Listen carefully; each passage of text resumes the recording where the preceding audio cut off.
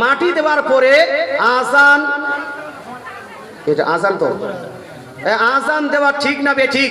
যারা বলবেন ঠিক নয় তারা দিবেন না, সমস্যা নাই। যারা দিবেন না, মন করছে না যে আমি দিব না, যারা ভাববেন যে না আজান দেওয়া জায়েজ নয়, আজান আমি দিব না, আপনি মরার আগে বলে যাবেন যে আমার কবরে আজান দিও না। সুন্নি মানুষ আপনার কবরে আজান দিবে না। কিন্তু যদি কোনো ব্যক্তি চায় মরার পরে আমার কবরে আজান দিক, অথবা আমি আপনার বাবার কবরে আজান দিব, দিতে চাইলে দেওয়া জায়েজ এবং মুস্তাহাসান। জোরে বলে সুবহানাল্লাহ। দিতে চাইলে দেওয়া জায়েজ, এই আজানটা বন্ধ করা যাবে না। কিছু মানুষের ধারণা এই এখানে তো নামাজ হচ্ছে না, তাহলে আজান কেন? নামাজ হচ্ছে না তো আজান কেন? এ ভাই তোমার তারটা কি ঠিক আছে? মুসলমান আজান খালি ওই নামাজের জন্য হয়? তুফান আসলেও আজান দেওয়া হয় কি হয় না? এই জন্য হয় কি হয় না? আসে না? যখন আপনার ঝড় বৃষ্টি হয় তখন আজান দেওয়া হয়, রাস্তা ভুলে গেলে আজান দেওয়া হয়, বাচ্চা হলে আজান দেওয়া হয়, কেউ যদি পাগল, পশু যদি পাগল হয়ে যায় আজান দেওয়া হয়, গ্রামে যদি ধুম আপনার খুব বড় ঝামেলা লাগে তাহলে আজান দেওয়া হয়। মুসলমান আপনাকে বলতে চাই আজানটা শুধু নামাজের জন্য নয়, বরং আজান যেখানে যেখানে দিবেন সেখানে সেখানে রহমত হবে। আজান যেখানে যেখানে দিবেন সেখান থেকে শয়তান পালিয়ে যাবে। যেখানে যেখানে আজান দিবেন সেখান থেকে বালা মুসিবত দূর হয়ে যাবে। জোরে বলে সুবহানাল্লাহ। বালা মুসিবত দূর হয়ে যাবে। এই জন্য বুজুর্গানে দিন বলেছেন মাটি দেওয়ার পরে সেখানে আজান দাও।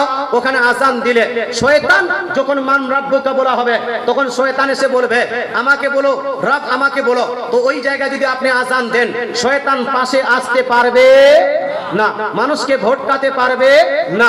হে মুসলমান, আপনাকে বলতে চাই যদি আজান দেন প্রথম টাইম, ফার্স্ট টাইম মানুষ কবরে গেছে, লাইট নাই, আলো নাই, কিচ্ছু নাই, মানুষও উঠে গেছে, একাই ভয় লাগছে, অন্ধকার লাগছে, সেই সময় যদি আজান দেন তাহলে রহমত বর্ষিত হবে, সেই জায়গায় বরকত বর্ষিত হবে। আজানের আওয়াজ যত দূর পর্যন্ত যায় তত দূর পর্যন্ত আল্লাহর রহমত বর্ষিত হয়। এই জন্য বুজুর্গানে দিন বলছে আজান দাও যেন মৃত ব্যক্তি এই যে ভয় পাচ্ছে ভয়টা কমে যায়। জোরে বলে সুবহানাল্লাহ। মুসলমান, আপনাকে বলতে চাই মানুষের জন্মের পর থেকে নিয়ে মানুষের সৃষ্টির পর থেকে নিয়ে জান্নাত বা জাহান্নাম যাওয়া পর্যন্ত যতগুলো সময় আছে এর মধ্যে সবথেকে বালা মুসিবতের সময় হলো এই ফার্স্ট টাইম কবরে যাওয়ার সময়টা।